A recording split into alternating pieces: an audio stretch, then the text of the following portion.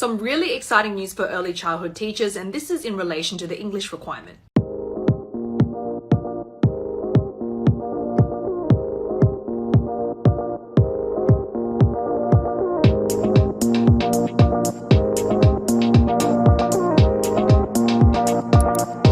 If you follow my posts, you probably hear me regularly talk about the English requirement for people who did not do at least 4 years of higher education study in Australia. You need to score in academic IELTS 8 for speaking and listening and 7 for reading and writing. Now, this is a pretty big task for people. However, now the skills assessing body, which is ATSOR, now accepts the IELTS one-step retake. So if you did your academic IELTS test and you're lacking in one area, you can go ahead and take the OSR, the one-step retake, and hopefully achieve the desired score. You need to share this with your friends or family. This is going to be a huge help for them.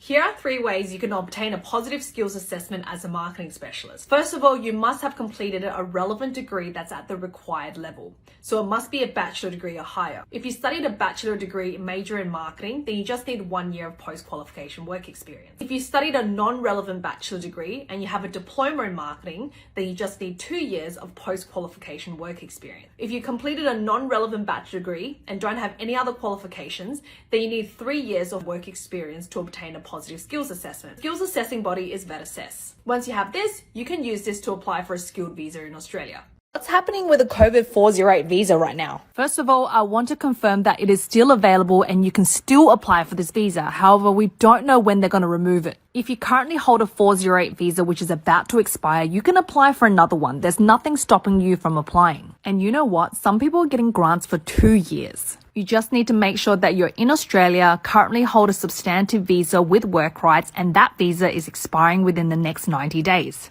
You need to make sure that you have a job offer in Australia, and you would usually provide your employment contract as well as your last 2 payslips. Now, these visas are usually granted with the 8107 work condition, which usually means you can only work for the sponsor or employer that's listed on your actual visa grant. However, if you check on the department website, it currently says that this visa condition has been relaxed for purposes of the 408 visa. So you can work for another employer or you can change jobs afterwards. There's also no need to update the department on this information. But be sure to keep up to date with any changes to this visa.